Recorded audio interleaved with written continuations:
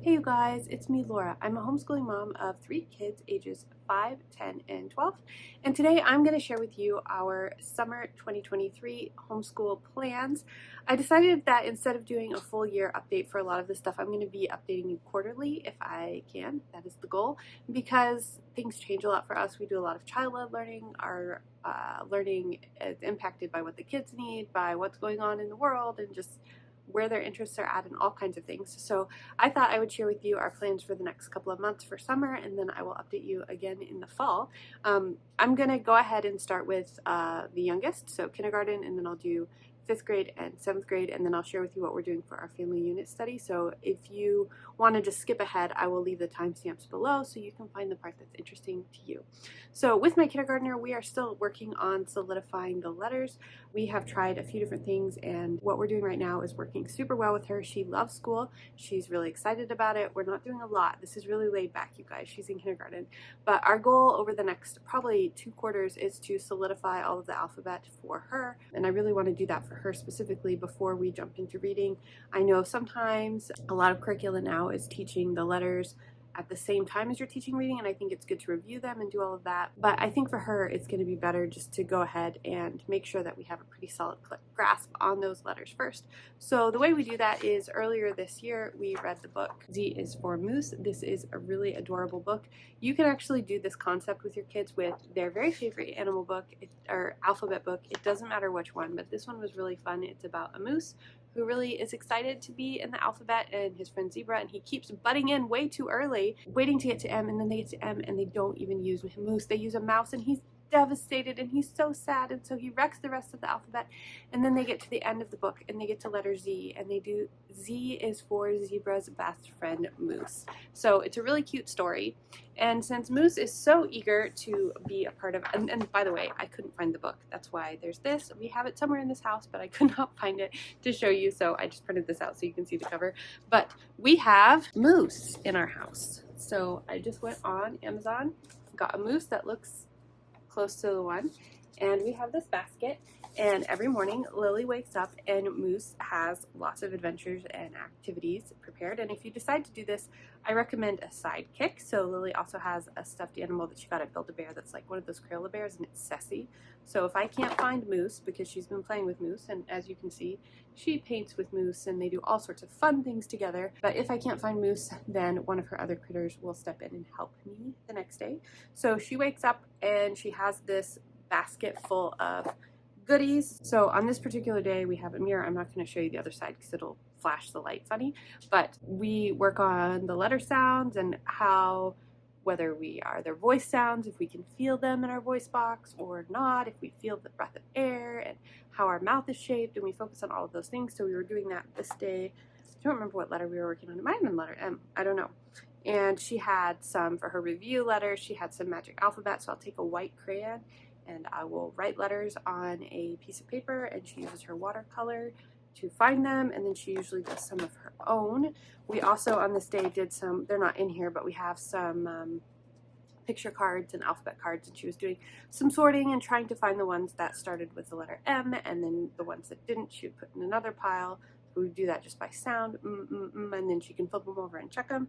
And usually I also have some fun math activities in here. Today we just did 1 page from her Math with Confidence workbook. Sometimes we have more hands-on stuff, but this is kind of her morning, and this will take us anywhere between 20 minutes to an hour, because sometimes what she doesn't hear, she wants to just keep going with it, and sometimes there's art stuff that she wants to do longer, but it's very much kind of at her own pace. And I kind of have the alphabet on a rotation, so for each new letter that we do, she'll get, I didn't bring them, I should have brought them here, but a magnet that's like not written on the magnet, but like shaped like the letter, and she'll get that, and we work on recognizing the letter. So we look at the shape, we talk about straight line and curved lines and what it looks like. We look at the uppercase letter and the lowercase letter, and then she will, in some creative way, make that letter. So we might use pipe cleaners to make it. We might build it out of, we have these little letter magnet like pieces that help you build the letters. She'll build them out of those. She might build it out of Play-Doh, whatever, but it's about recognizing the letter.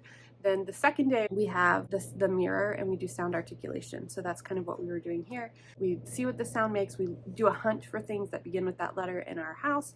We usually have picture cards or things that we're sorting, and it's all about the sound of the letter. The next day we work on the handwriting, writing the letter. So we've already got the sound, we've already recognized what the letter is, so we work on the letter formation, and so we'll do that in a bunch of fun ways. Sometimes we use sidewalk chalk, sometimes we paint it, sometimes we do dry erase markers on the windows, we do chalkboard, I mean, we do all kinds of different things. We'll do sensory stuff, we'll do it with sand, we'll do it with sticks, we'll do it with shaving cream, all kinds of ways. So we'll practice that, and then the last day with the letter, we just kind of have a fun day where we'll do highlights workbooks or fun workbooks and things like that that kind of help review the letter. Then after every 4 letters, we do a review week where we play all sorts of alphabet games and stuff like that. And then every day we also do an alphabet review for all the letters that she's already learned. So usually it's like letter fishing or letter bingo, or she likes a lot of gross motor stuff. So we'll do a beanbag toss where she'll toss it on the letter. I'll just stick out sticky notes with the letters that she knows, or she might hop on the letter, jump on the letters when I say them. Or sometimes I'll fill a muffin pan. Each muffin tin has an alphabet letter in it, so usually those are just magnets that we have, and I'll put a few chocolate chips in some of them, and I cover it in tissue paper, and she'll punch out the letter. And if you want to see some of the stuff that we do together, you should definitely go check out my Instagram account, because I've got a lot of stuff there that we've done, and I kind of try and post new stuff that we do as well. But for her, she needs to have new stuff, she needs to be active, she gets bored with the same stuff over and over again. So we just try and make it fun, and really we're just playing together with letters, and it works really well. For her math, we are using Math with Confidence, and I do a mix in here of the hands-on activities with the workbooks and just kind of play it by ear and see where she's at. The worksheets in this are pretty simple. Like, it's just like, this is one worksheet. And so sometimes we don't do the workbook work at all. Sometimes we just do the workbooks and don't do the activities. Sometimes we just do the activities and we just kind of change it up. But I'm using that as kind of my basis for creating her math lessons. And that is pretty much it. I have a video where I show kind of what we're doing for science, and I have a lot of units that I show for kindergarten that I have for her, and I will link that video here. So I do have all of this unit study stuff, but I'm thinking of kind of putting most of that on hold until next year. We spend one-on-one time together in the afternoon, but right now I'm just kind of focused on reading the books that she wants, and she's got a wonder wall where she asked all these questions, and we're trying to find answers to that. But if I do feel like we're in a lull and I need activities, we do have some science kits. I have a lot of fairy tale units planned, and some baby animal units, and just a bunch of other stuff that I can pull from, but it's just not structured at all. It's just kind of as we do it, and that is perfect for her. That's perfect for her age. Just kind of learning and having fun. That's what we're doing for kindergarten this year. All right, so now for my 5th grader. His day, he has independent reading that he does for 20 minutes a day. Right now he's reading through the Warrior series on his Kindle. He's also doing Duolingo. He's working on Italian. We went to Italy and he wanted to know a little bit of Italian for that, and he's continuing to work on his Italian. He's also doing typing through typec.com, which is an amazing program. His typing is really taking off. He also likes to write stories, and so he does that by typing on the computer, and that is helping his typing as well. So that is really going really well. Right now, his read to me book to work on his fluency is The Tale of Despero by Kate DiCamillo. I think that'll take us a while. The chapters are really short, and I only make him read 1 chapter to me a day. He can do more if he wants to, but really we're just trying to build his fluency, and so he'll read out loud. If it's a long chapter, if he's feeling tired, we'll buddy read, where I'll read a page and he'll read a page. But the goal here is, again, just to get those words, get exposure, and build a lot of fluency. So he picks those books, and we just kind of do those together. For language arts, so language arts and lit for us are kind of, those terms are a little bit fluid. So we have language arts is where I put the stuff that we need to work on that is not currently being covered in our unit study or lit unit. Any of the skills can be covered across those subjects, and that's the same for my oldest as well. Language arts always does include spelling, which I use to create his lessons. Right now he's in All About Spelling level 3, and I didn't bring level 3 in here, but this is level 4.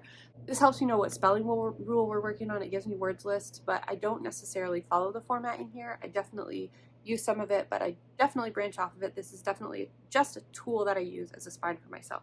So he is in level 3 on this, and so we are working through that.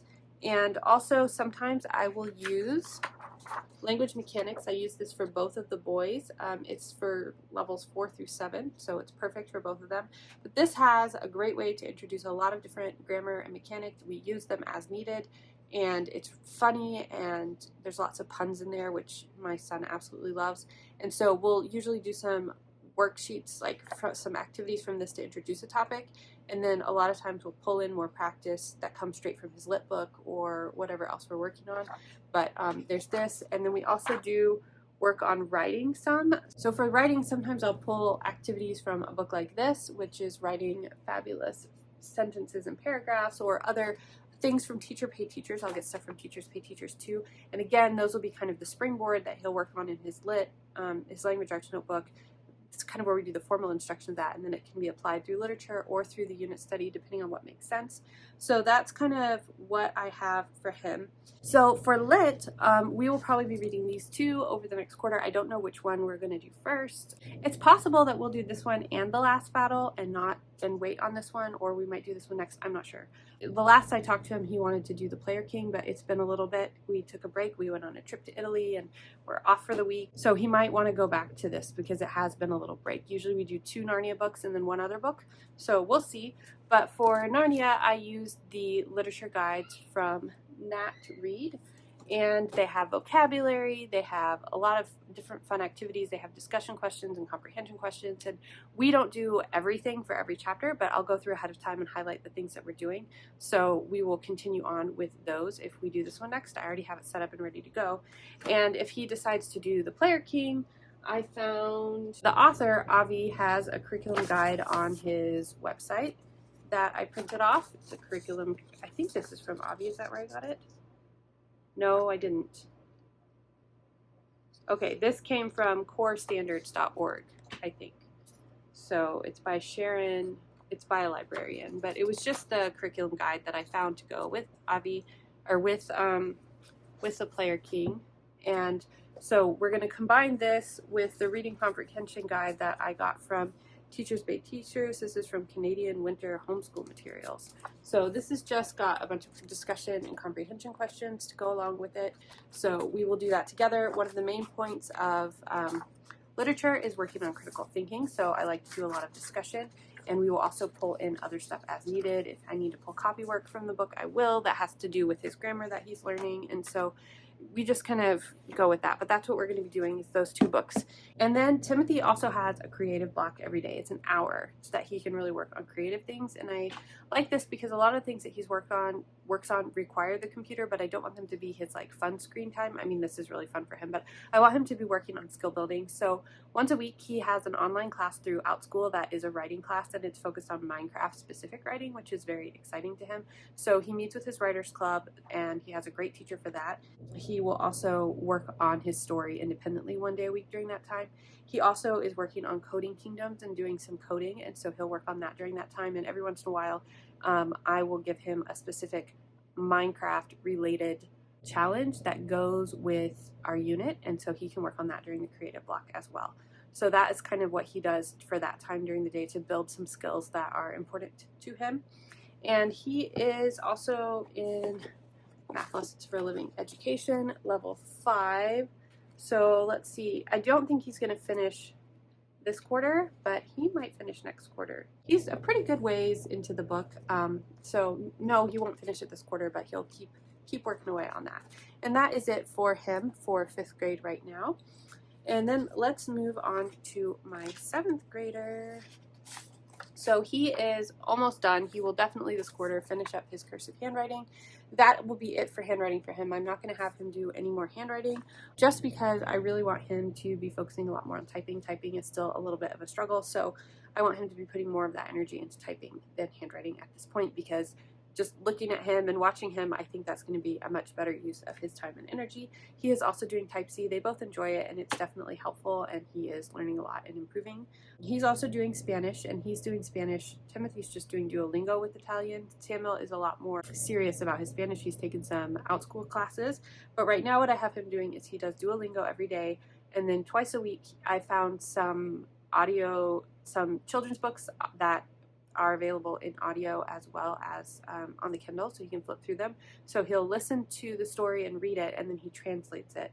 And he just works on that. I think it's for 15 minutes a day. As much as he gets done, that's what he gets done for the day. And then he moves on. So he does that 2 days a week. And then the other 2 days a week, he is watching Berenstain Bears, so he'll watch the episode in English and in Spanish, and he's been going through those. I think he's on his second time or third time going through the ones that we have access to in both English and Spanish. He gets them on Amazon Prime, and they're free. I don't know if they're free because we have Prime or if they're free because they're just free for everybody. I don't know. But he watches those, helping him to kind of hear the conversational usage of the language and kind of help him get more solid on that. And he said that going through them the second time, he's noticing that he is picking up a lot more, which is really good. That's what we want. He also is doing independent reading right now. He is also reading through the Warrior series on his Kindle. I'm sure he'll be reading other things, but it is quite an extensive series with a bunch of sub-series and just so much to it. So I don't know if he'll read it all or get sick of it and move on. We'll see. His language arts is very similar to Timothy's in that the language arts, the lit, the unit study, I kind of look at what we're doing, all of them at a time, and kind of split them between. He is also doing all about spelling. He is like 1 or 2 lessons left in level 4, and then he'll be on level 5 for that. I do pull some of his grammar from Editor-in-Chief and some of it from that Mechanics in Writing, and it's the same kind of deal as Timothy's, the way that his is broken up. And for lit right now, we're reading through The Attack of the Black Rectangles, which is about censorship. And this is really fun because what I have him doing for his language arts right now, I got him, his focus right now is getting him just to write more, to get more comfortable writing. It's really hard for him to do it, and so I'm trying to give him some low stakes writing opportunities. So after we read, I usually have a couple questions about what we read, and there's lots of letters to the editor in this book, and so he writes his own letter to the editor, but it's short. It can just be a few sentences, but I'm just trying to get him to work that writing muscles to kind of overcome some of those barriers that and the stress that he feels when he starts. So that's what we're working on. That's the goal. So we'll read, we'll discuss it. He'll talk to me about what he's going to write, and then he just writes some things short, and that's his lit part. His language arts part, we're working on deeper and slow reading, like not just rushing through, but actually processing and thinking about what you're reading and learning ways to do that. So in the book, The Attack of the Black Rectangles, the book that they're talking about is The Devil's Arithmetic, which is about the Holocaust. It's about a Jewish girl who time travels back to the time of the Holocaust, and there are a few lines in the book that are marked out or redacted.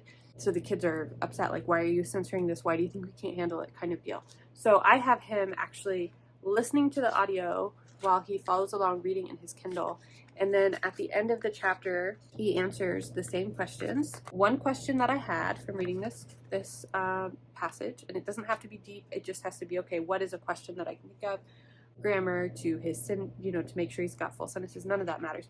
The goal here, again, is to get him to slow down while he's reading and to really think about what he's reading. So that goes along with this, and because he's reading the book that they're discussing in the book, he has a lot more to bring to the conversation and bring to the table. So that's kind of his lit and language arts right now. I don't know what we're going to do next, honestly. This will definitely finish during this quarter. He's got a lot of books that are coming in. I think we may end up doing Holes because he's really excited about that one, but I am not sure. So we'll see. We'll decide next what's coming next. As far as his math, he's still doing math on the level, which I have a video about that. He's just plugging through and doing well. It's still working so well. It's been a great fit for him, and just so thankful to have that. He has, instead of a creative block, he has a skill building block every week. So the first one that he does, he doesn't like, he hates this, but he only does once a week. We do a reading detective, and this again is to help with those reading comprehension skills, to slow down. It's difficult for him sometimes, I'm not sure, but we also will talk about in here how there's not always just one right answer, and how even though his answer isn't the same in the back of the book, it might be okay, but we try to understand why they picked the answer they did as the quote-unquote right answer. So we do work through this, and he's doing that still. And he also does some, he has ADHD, so he'll watch the channel on YouTube, How to ADHD, and some other channels, and trying to learn more about himself, more about strategies that work for him. I give him a lot of freedom with how he does that. I just want him to take time to learn so that he can be building his toolbox now to make things easier for him and to understand how the world works for him. And yeah, that's been really, really useful for him. And the other thing that he does is online, there is a course, and if I remember, I will try to link it below, I heard about it from Life in the Mundane. It's called How a Car Works, and it's basically a mechanic shop class online. It's self-paced and it's video-based, and so every week he will do a lesson or two from there, and he's really enjoying that, learning a lot about mechanics and how cars work, and that's something that's right up his alley. So that has been really good for him.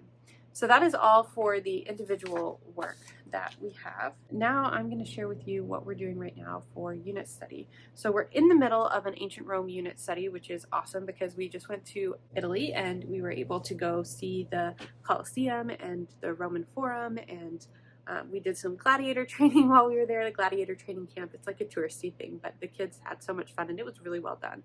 So we had a lot of fun with that. So right now what we're doing is, for the basis of my unit, I went to coreknowledge.com. They have free stuff, which is awesome, and I printed out their reader from ancient Rome. Now this is lower than the level of my kids, but that's totally fine. We still read through this and discuss it, and I used it as the base to plan my units. The lessons are based on the chapters in here, and that kind of gave me a springboard to go off of. So we will read a chapter in here, and then we usually have a video activity or something to watch online to kind of bring it alive, because my kids learn really well through videos. Woo!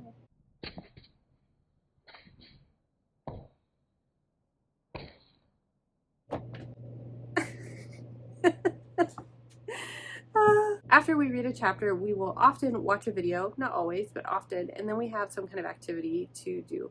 A lot of the activities I got from Teachers Pay Teachers from various sources.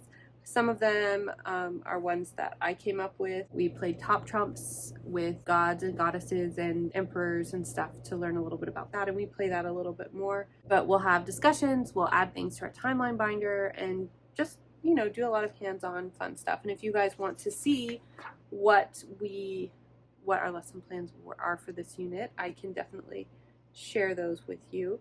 So one of my main goals for this unit is that I want them to continue to get used to doing a little bit more academic writing and work, not essays or things like that, but kind of doing a little bit of research and answering a question. And they're not used to doing a lot of writing work. We do a lot of creative and hands-on stuff, and I want them to have a little bit more experience with a little bit of that writing. So that's kind of a focus that I kept in mind when I was working on this unit.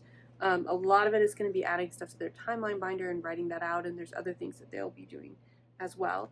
And we also have a book basket, so once a week we don't do anything for our unit except for our read aloud and our book basket, and that gives us a chance to explore what they're interested in the unit. We used to do the book basket every day, but it was getting too much to do the book basket and the unit and all the other stuff that we were doing. So I've changed it so that our units take a little bit longer, because we do one day that's just book basket. But I find that book basket day is really great because we'll read books, they'll ask questions, we'll look up videos, we'll do all sorts of stuff that come off of what's in the book basket, and it's kind of just expands what we would learn in our unit study. So our read aloud is this one. It's the Roman Quest series. If we finish this one before the unit's over and the kids want to read more, then we'll definitely get the next book in the series.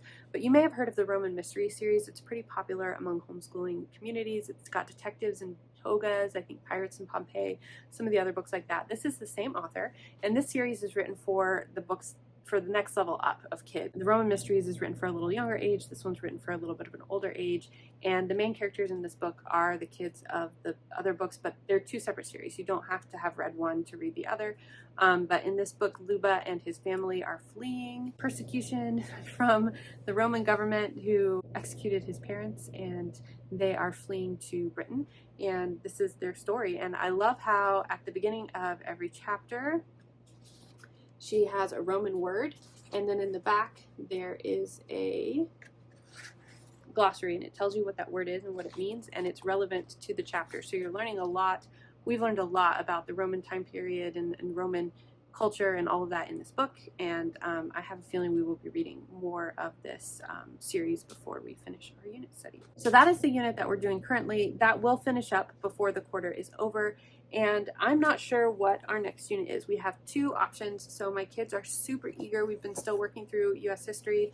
They're really eager to, especially my oldest, to do the unit on the Cold War. So this is our spine book for that unit, and if I can get this unit written in time, we will do it next.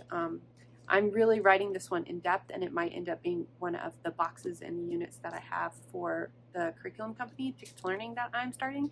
So I'm definitely taking more time to do this. I'm trying to get it done so that it will be done in time to do next, because he's really eager for it. But if for some reason I'm not able to finish it, I do have a unit study already planned and ready to go, where we'll be reading Escape from Limoncello's Library.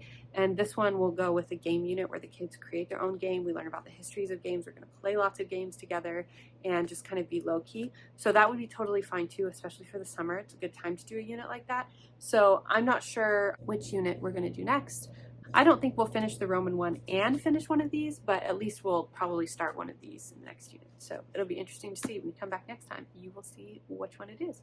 So that is pretty much all that I have for you right now.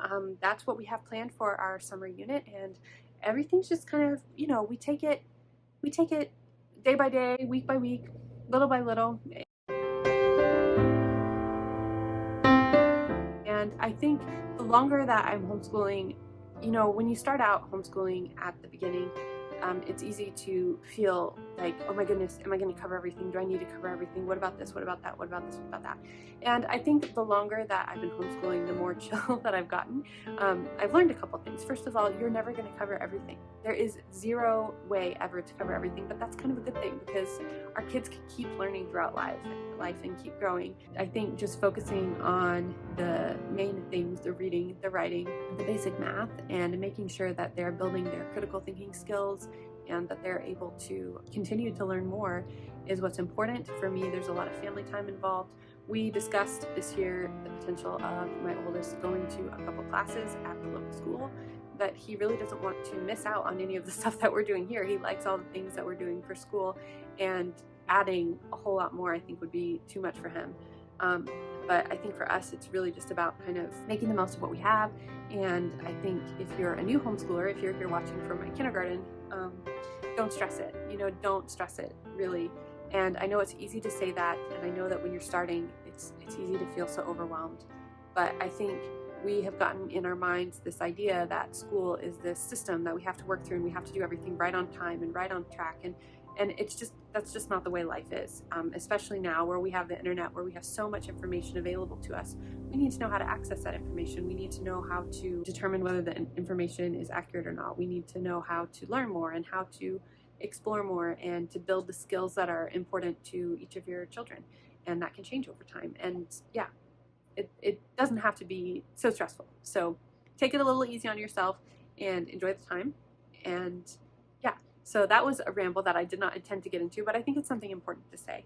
But that is our plans. That's what we've got going on for this summer. And I would love to hear if you have any questions. If you want to see my Rome unit study plans, like specifically, let me know, and I can definitely share that link with you guys. And I hope that you're having a great day, and I'll talk to you later. Bye.